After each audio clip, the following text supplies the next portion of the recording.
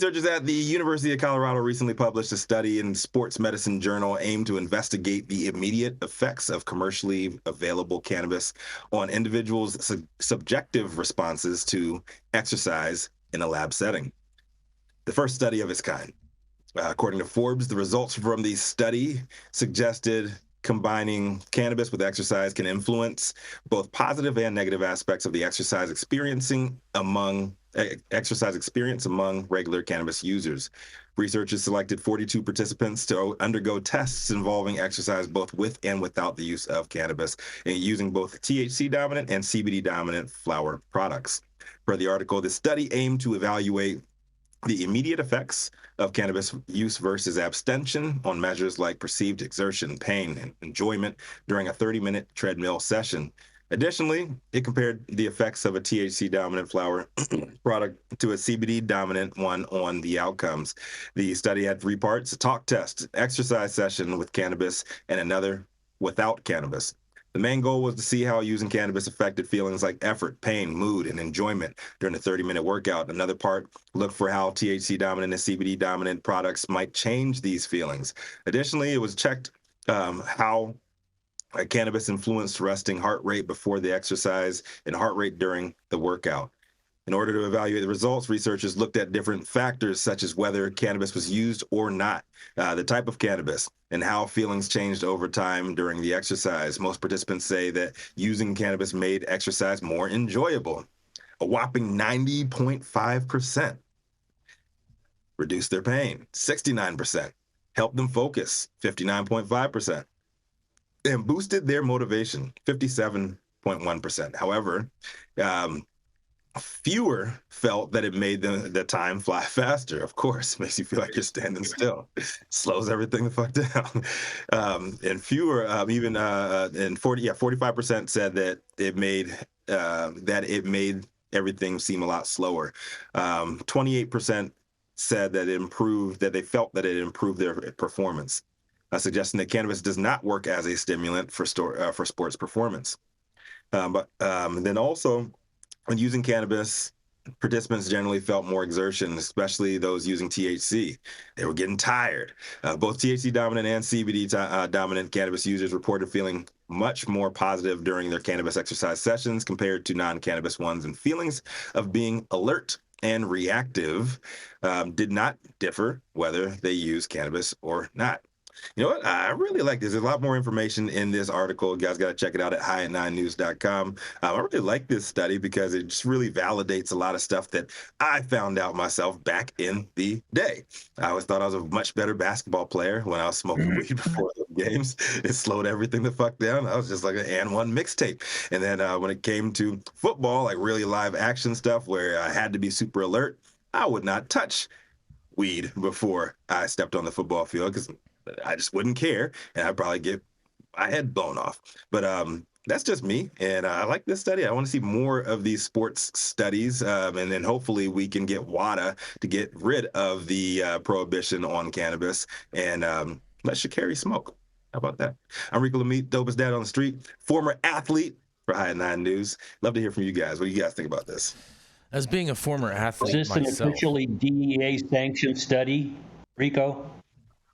This is just the University of Colorado, just doing a lot with that. Those 10 years of funds and taxpayer funds to just really put out studies like this. I guess I'm all for the studies that nobody has been doing before. I know a lot of these states are doing repetitive studies over and over and over again. I want to see more in the sports world because we know that most likely your favorite athlete smokes weed, and they can't smoke weed out in the open in most of these sports leagues. And I think stuff like this is going to help push the needle forward and get them off these opioids. Well, yeah, I agree 100%. Our wonderful correspondent Mandy Tingler covered a similar story last week, and I think it's really like you said, Rico, it's something that if you played sports and used cannabis, you can see, like, it's not a performance enhancing drug, I would say, but it definitely, like you said, it kind of slows things down sometimes. And I mean, for me, I actually used to use it on the football field, but I was playing receiver. So all I had to do was just see the ball and go up and do some awesome stuff like in my head. And I was able to pull off some crazy stuff when we smoke and we would go out there and play. At least I thought it was. I mean, who knows? On the stands, maybe 90% of my stuff looked cool and about 10% looked really crazy. I don't know. But the point is that cannabis being a natural substance, especially for recovery. Like, recovery is the thing where most athletes, especially in the professional sports world, are pushed with heavy pharmaceuticals. So, you know, as an athlete, you want to put the best things in your body that you can, the best substances, the best foods, everything, right? So when we do that and it's counterproductive to put pharmaceuticals in your body to recover after these hard sessions on the gridiron or on the court or on the baseball diamond or wherever you're at. And then you go back into this therapy session and they give you a bunch of pharmaceuticals, and that's supposed to make you better. I mean, it just makes so much more sense for athletes to be able to use cannabis. And I'm glad to see the NBA has always been ahead of everybody on this. I'm glad to see the NFL kind of starting to get behind it, and a lot of more of the players in both leagues becoming more vocal about cannabis use, and past players talking about how they used it for recovery and stuff. So this is really exciting. I think there's a lot more here. I think we're going to see a lot of studies start to go forward where we see a lot. The benefits are a lot bigger than I think we're seeing, and that, I think we're just scratching the surface on this topic. So, agreed. As being a former, All-American athlete myself, and a former track star, as an addition to, I wonder, did they actually? How was this test conducted? Was it actually with real athletes, or was this just like people that said that they were active because they exercised? Rose versus Joes. Yeah. You know what? I would have to dig into the actual. Because I'm willing to bet this is about a bunch of amateur joggers that did this study. I don't know. Listen, even running like cannabis. Something as simple as putting one foot in the other. I understand it can be difficult for a lot of people. I get it. No, I'm saying the opposite. I'm saying actually, like, runs were easier for me when I used to do. I think that was a mental thing. I think that was a mental thing. I don't think it's actually. I don't think it's actually easier. I think you're just high and you think it's easier. And that makes it easier. Perception is reality, Jason. So when I perceive things, here they are. I'm not buying that, bro. I'm not. If you look at the tape, if you rewind the tape of you running, bro, you can tell that you're intoxicated.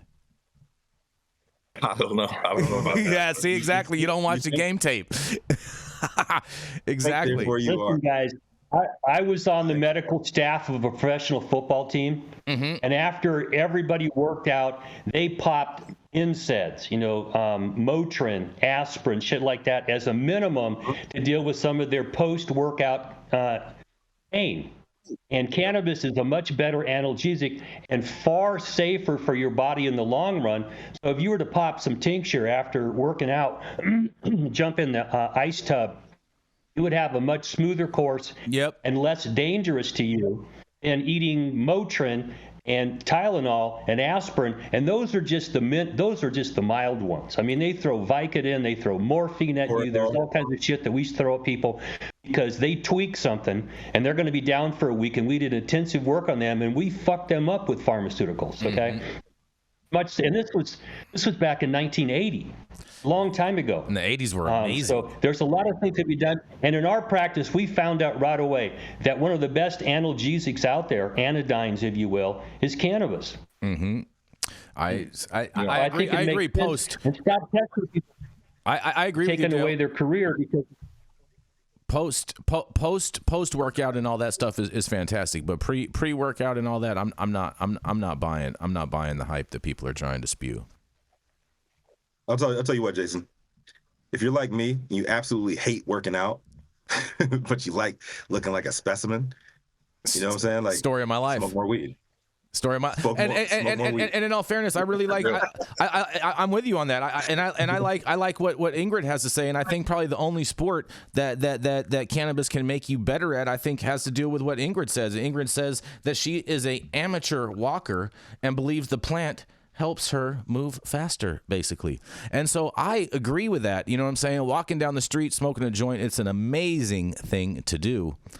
Okay, and I think that it probably does enhance your walk flow, but I'm not buying, once you start running fast and all that, I'm not buying none of that. Well, if you're a competitive eater, it's going to work if you're a competitive eater, dude. What's that? You're missing the point. The point. If you're a competitive eater. Go ahead, Dale. Go ahead, Dale. You first. Yeah, Dale, go Well, first. I was going to say, if you're a competitive eater, then get high, man. You'll fucking follow them hot dogs. Yeah, Go bro, ahead. but that's the weenie eating contest. What were you going to say, Luke? Goblin? Yeah, exactly. The glizzy goblin, exactly. What were you going to say, Luke? I said it's not necessarily like, I think you're missing the point. It's not necessarily like we smoke before we perform and like we run the 40 faster or we're jumping higher or anything like that. That's not what we're saying here. What we're saying is like, because my mind is telling me that this mile run is easier, right? Now I have more motivation, more inspiration, and I can continue to go and continue to push, because the most important thing in exercise is your mind. Your mind is going to make you quit before your body will. That's why they say mind over matter. Mind over matter. Mind over, yeah, exactly. If you don't mind, it don't matter. Exactly right. I agree with that part. I agree with that part 100%. And on that, I'll tell you one thing, man. Go ahead. I was a competitive rower, rower. Post football. You were a competitive rower. Yeah. Ivy League right there. Yeah. Ivy League. That's that rich sport Yeah. right there. Yeah. Were you on the Yale squad? Yeah, exactly. After college, in my early 30s. That's how you know you're rich. Hold on. In my early 30s, I got real heavy into CrossFit, became a regional competitor in CrossFit. If you guys want to do some Googling, see some ripped fucking pictures of Ripped up Rico. Back in, back in my San Pedro days, about 10 years ago. And that's when I discovered that I was really good at rowing. And in the beginning, I absolutely hated it, but I have a shorter torso, longer legs, and really abnormally long arms, so I have a natural body for rowing. And once I figured out that if I smoke a bean right before I get on that machine, I can go fast as fuck, and I can go for hours. Have you timed yourself? Have you like done like an antiquated, like serious test on this, and like you got like concrete data? With Absolutely. times I was and top stuff? 30. I was top 30 in the world at 32 years old. Top Guaranteed. 30. And I actually Get it, Rico. run it at you. Indoor rowing, and I was indoor rowing. Indoor rowing, is that like on the rowing. machine, and you're just on the erg. Yes. Rico, brother, real quick, if I'm ever up the river without a paddle, I'm calling you. Yeah, and on that, we're gonna go to a He commercial. didn't say he could swim. He said he could paddle. Yeah, we're gonna go to a commercial. We're gonna be right back up this river.